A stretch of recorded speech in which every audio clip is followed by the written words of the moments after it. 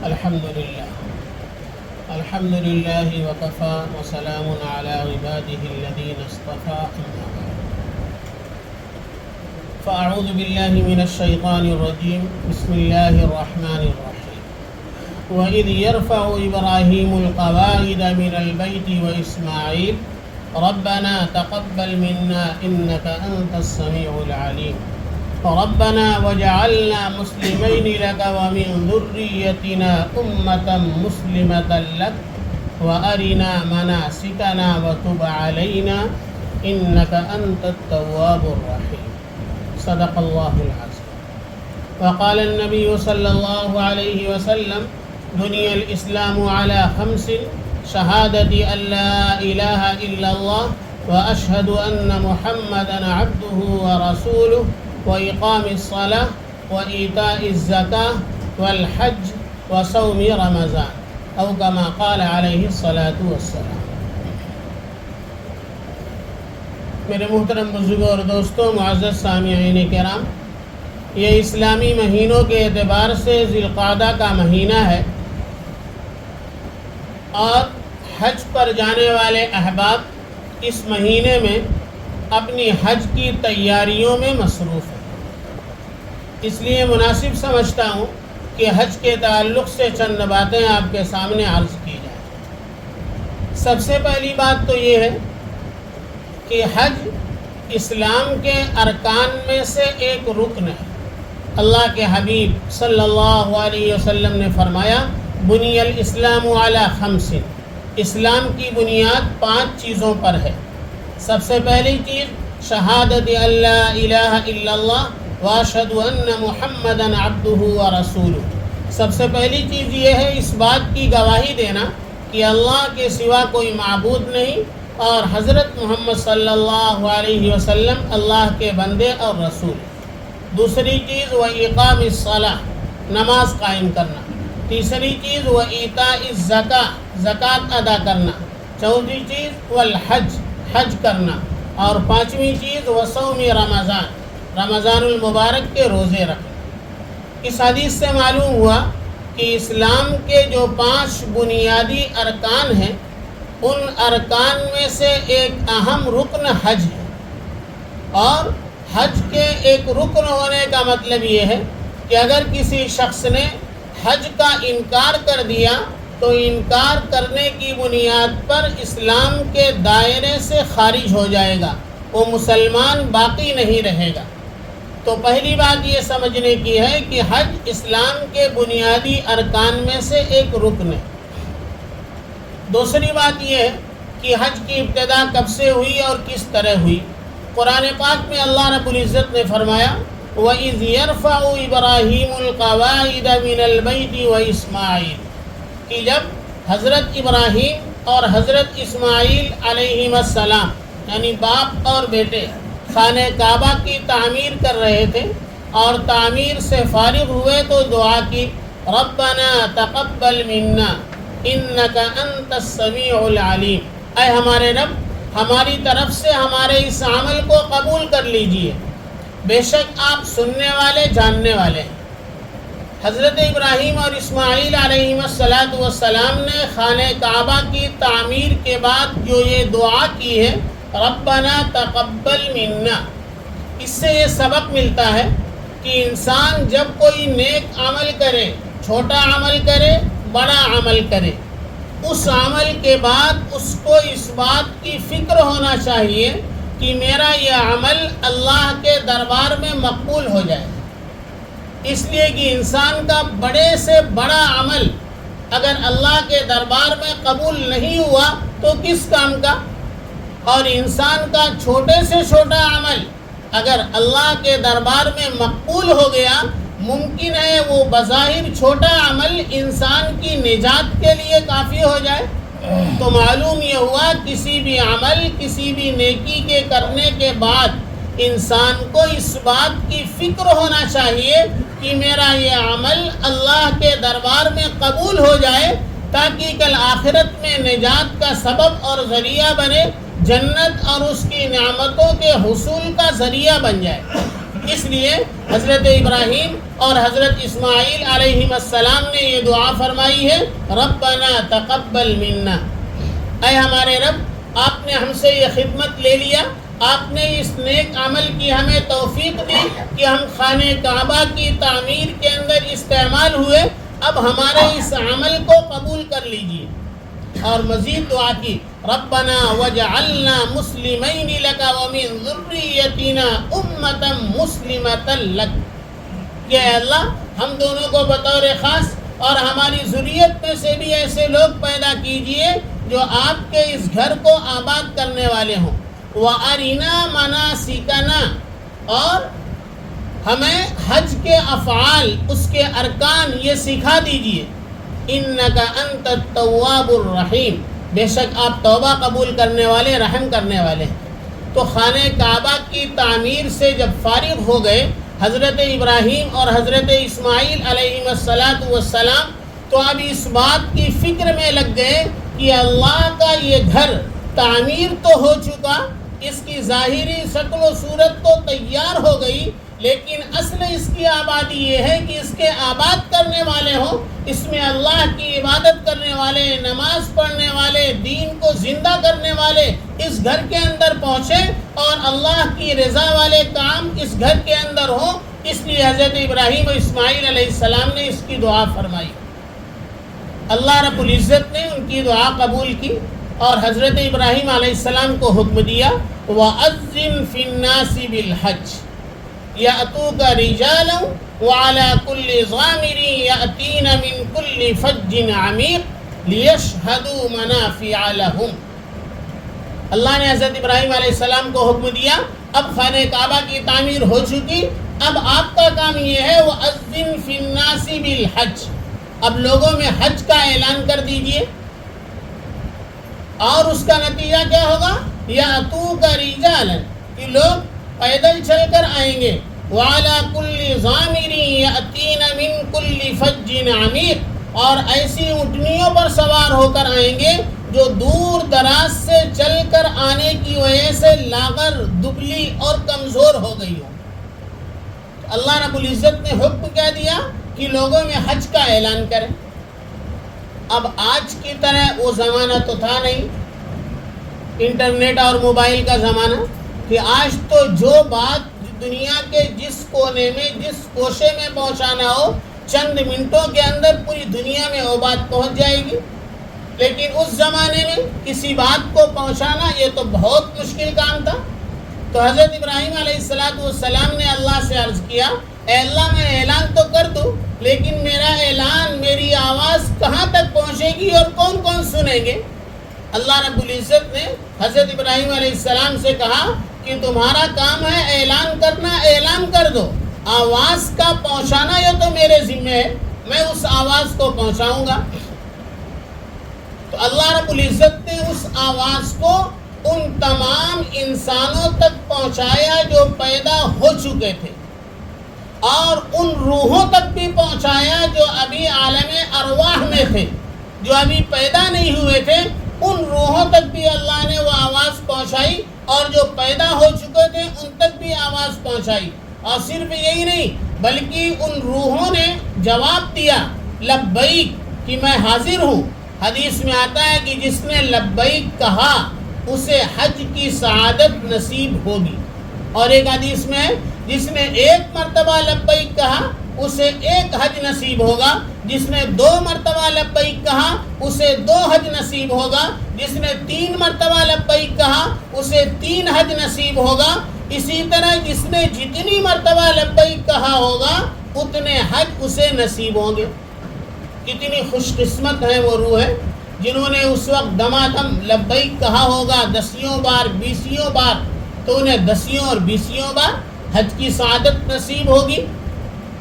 تو اللہ رب العزت نے حضرت ابراہیم علیہ السلام کو اعلان کرنے کا حکم دیا، حضرت ابراہیم علیہ السلام نے اعلان کیا، اور اللہ نے ان کی آواز کو ہر ایک تک پہنچایا۔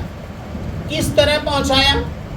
اس زمانے میں سمجھنا تو تھوڑا مشکل تھا، لیکن آج کے زمانے میں سمجھنا آسان ہو گیا کہ ایک آدمی یہاں سے بیٹھ کے بات کر رہا ہے اور اس کی آواز سعودی میں، دبئی میں، امریکہ میں، لندن میں کہاں پہنچ رہی ہے، اور وہاں سے ایک آدمی بیٹھ کے بات کر رہا ہے، اس کی آواز یہاں پہنچ رہی ہے۔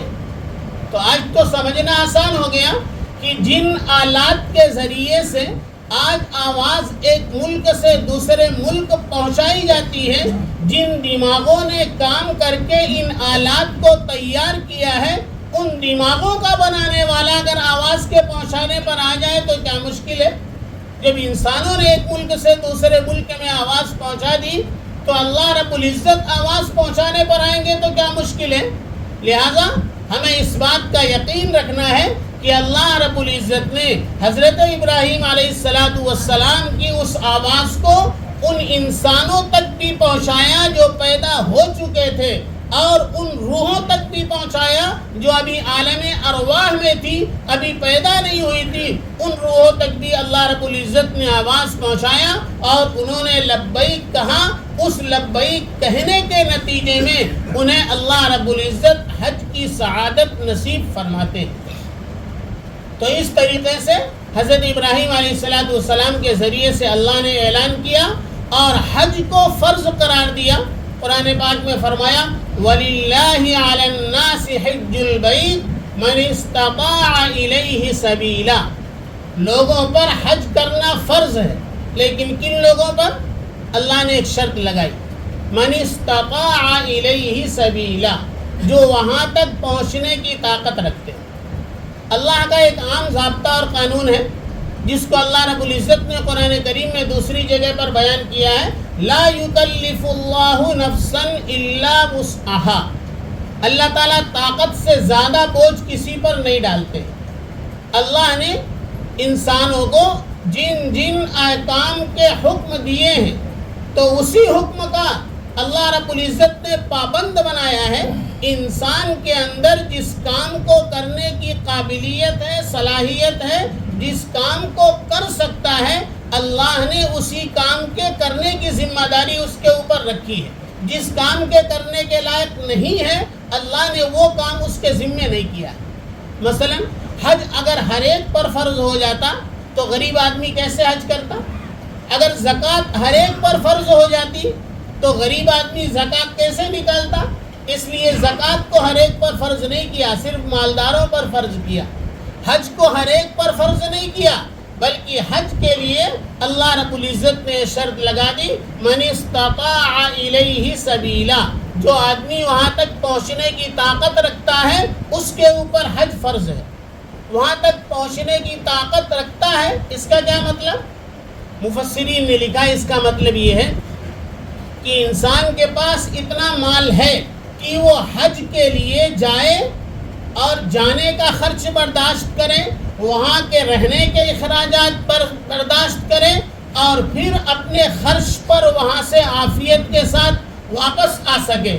اور اسی کے ساتھ ساتھ جتنے دنوں تک وہ اپنے گھر پر موجود نہیں رہے گا تو اس کے گھر پر وہ لوگ جو موجود ہیں جن کے اخراجات اس کے ذمے ہیں، اس کے بیوی بچے، ان کے اخراجات کا انتظام کر کے جانا یہ بھی اس کی ذمہ داری ہے۔ تو اپنے اہل و عیال کے اخراجات کا انتظام ہو، اس کے اپنے آنے جانے اور وہاں رہنے کے اخراجات کا انتظام ہو، ان چیزوں پر جو آدمی قادر ہو جائے اس کے اوپر حج فرض ہو جاتا ہے، حج کرنا لازم ہو جاتا ہے۔ اگر نہیں کرے گا تو اس پر سخت گناہ ہے۔ آگے فرمایا ہے وَلِلَّهِ عَلَى النَّاسِ حِجُّ الْبَيْتِ مَنِ اسْتَطَاعَ إِلَيْهِ سَبِيلًا وَمَنْ كَفَرَ فَإِنَّ اللَّهَ غَنِيٌّ عَنِ الْعَالَمِينَ، کہ جو منکر ہو، جو آدمی حج نہ کرے حج فرض ہونے کے بعد، تو اللہ رب العزت نے اپنی بے نیازی کا اظہار کرتے ہوئے کہا فَإِنَّ اللَّهَ غَنِيٌّ عَنِ الْعَالَمِينَ، اللہ رب العزت کو ہمارے حج کی، ہمارے نماز کی، ہمارے روزے کی کوئی ضرورت نہیں ہے۔ اللہ رب العزت تمام عالم کے تمام لوگوں سے مستغنی اور بے نیاز ہے۔ ہمارے حج کرنے سے، ہمارے عبادت کرنے سے اللہ کا کوئی بھلا ہونے والا نہیں ہے، بلکہ ہمارے حج کرنے سے حج کرنے والے کو اس کا نفع ملنے والا ہے۔ اس لیے اللہ رب العزت کہتے ہیں وَمَنْ كَفَرَ فَإِنَّ اللَّهَ غَنِيٌّ عَنِ الْعَالَمِينَ، جو آدمی حج فرض ہو جانے کے باوجود حج نہیں کرتا ہے اللہ کو اس کے حج کی کوئی ضرورت بھی نہیں ہے، اللہ تو تمام لوگوں کے تمام اعمال سے مستغنی اور بے نیاز ہے۔ تو اللہ رب العزت نے اس آیت کے اندر حج کی فرضیت کو بیان کیا ہے۔ علماء نے لکھا ہے اسی آیت کے نازل ہونے کے بعد حج کی فرضیت ہوئی، لہذا جب کسی انسان پر حج فرض ہو جائے، یعنی اس کے پاس اتنا مال ہو گیا کہ وہ حج کر سکتا ہے، حج میں آنے جانے وہاں رہنے کے اخراجات کو برداشت کرتا ہے، اور نہ رہنے کے زمانے میں اس کے بیوی بچوں کے جو اخراجات اور ضروریات ہوں گی ان کی کفالت کر سکتا ہے، اتنا مال اس کے پاس ہو گیا تو اب اس کے اوپر حج فرض ہو گیا۔ اب جس انسان پر حج فرض ہو گیا اسے کیا کرنا چاہیے؟ سب سے پہلا کام یہ ہے کہ اب حج فرض ہو گیا تو حج کا ارادہ کر لے، حج کی نیت کر لے کہ میرے اوپر حج فرض ہو گیا، اس لیے اب مجھے تو ہر حال میں حج کرنا ہے۔ پھر دوسرا کام کیا کرے؟ من اراد الحج فلیتعجل، جس نے حج کا ارادہ کیا اب اس کو چاہیے کہ حج کرنے میں جلدی کرے۔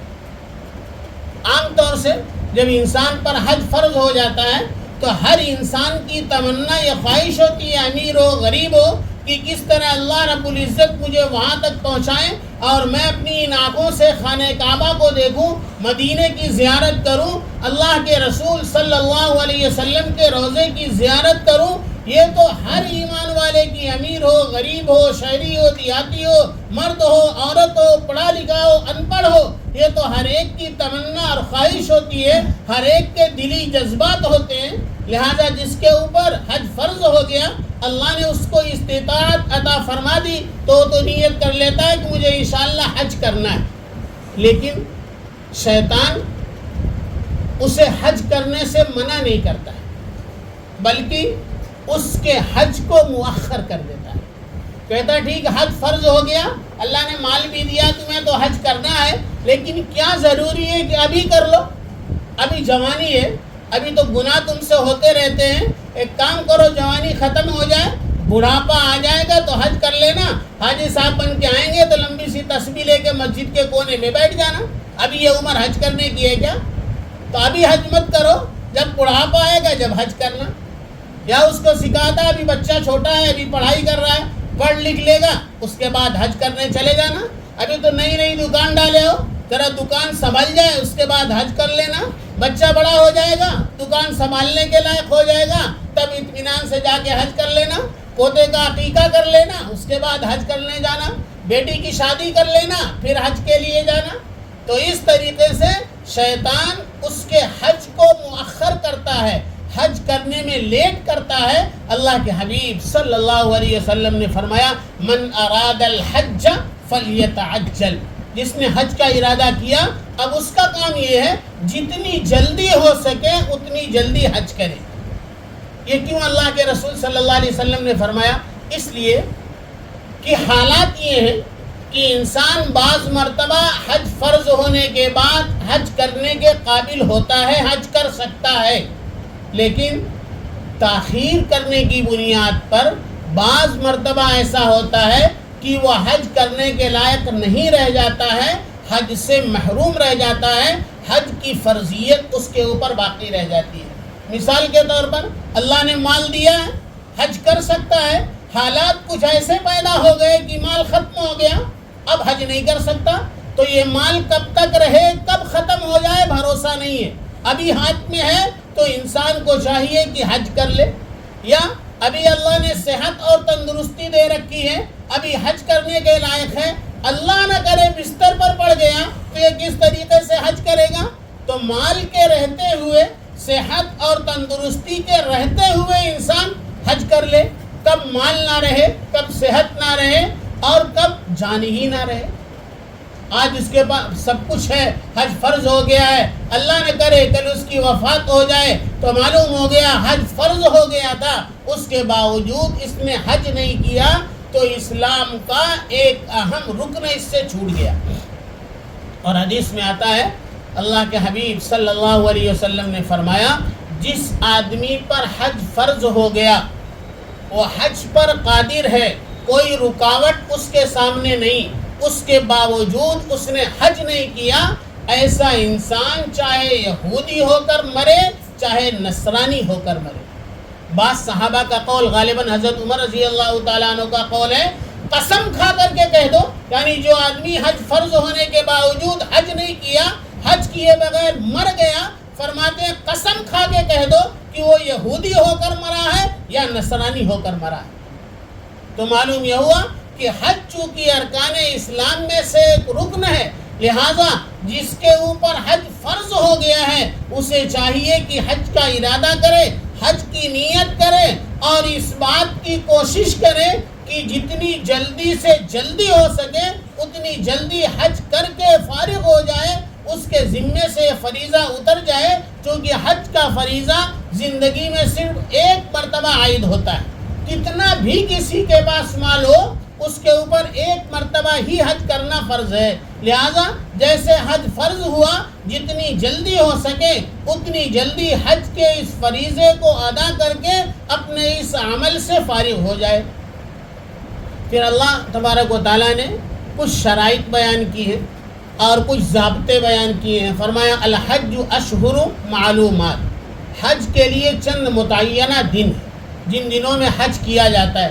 ایسا نہیں کہ جب دل میں آئے جب چلا جائے، کہ اپریل مئی میں چھٹی ہوتی ہے اس لیے اسی میں جائیں گے حج کرنے۔ تو حج کا تو ایک دن مخصوص ہے، انہی دنوں میں حج کے لیے جانا ہے۔ آگے فرمایا فمن فرض فیہن الحج فلا رفث ولا فسوق ولا جدال فی الحج۔ فرمایا کہ جس کے اوپر حج فرض ہو گیا اور اس نے حج کی تیاری کر لی، احرام باندھ لیا، تو اب اس کے لیے کچھ شرائط، کچھ پابندیاں ہیں۔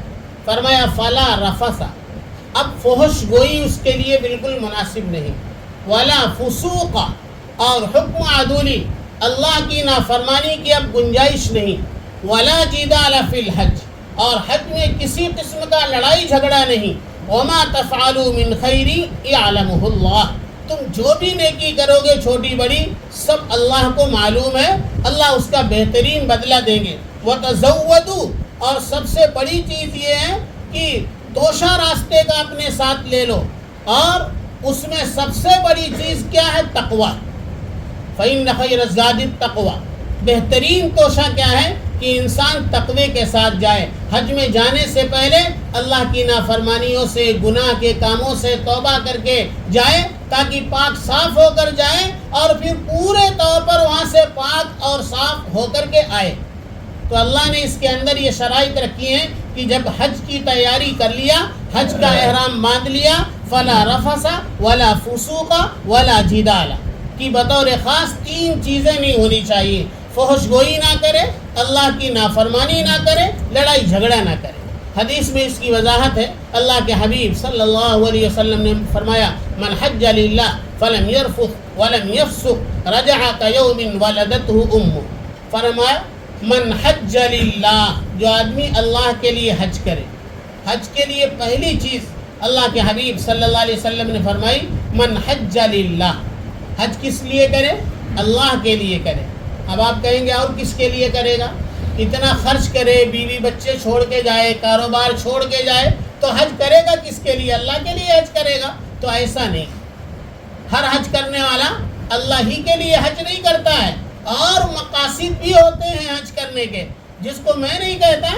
اللہ کے حبیب صلی اللہ علیہ وسلم نے فرمایا کہ ایسا زمانہ آئے گا کہ جو امیر اور مالدار لوگ ہوں گے وہ حج کے لیے تو جائیں گے، لیکن حج للہ، اللہ کے لیے حج نہیں کریں گے، بلکہ وہ کس لیے حج کریں گے؟ سیر و تفریح کے لیے، کہ چلو امریکہ اور برطانیہ جانے کا موقع نہیں ملا تو کم سے کم مکہ مدینہ ہی گھوم کر آ جائیں، وہاں کی تفریح کر کے آ جائیں۔ تو سیر و تفریح کے لیے جائیں گے، اور آپ تجربہ کر کے، مشاہدہ کر کے دیکھ لیں، اتنا حج خرچ کرنے کے باوجود اگر اللہ کے لیے حج کرنے کے لیے جاتا تو وہاں جانے کے بعد جہاں ایک نماز پر 1,00,000 نمازوں کا ثواب، خانہ کعبہ میں ایک نماز پڑھے 1,00,000 نمازوں کا ثواب، مدینے میں ایک نماز پڑھے 50,000 نمازوں کا ثواب، لیکن اللہ رحم کرے اتنا خرچ کر کے جانے کے باوجود نماز کا وقت ہو جاتا ہے، نماز ہو جاتی ہے، لوگ اپنے ہوٹل میں اے سی میں پڑے سوتے رہ جاتے ہیں۔ تو انسان اللہ کے لیے حج کرنے کے لیے جائے گا، ایک نماز پر 1,00,000 نمازوں کا ثواب ملے گا۔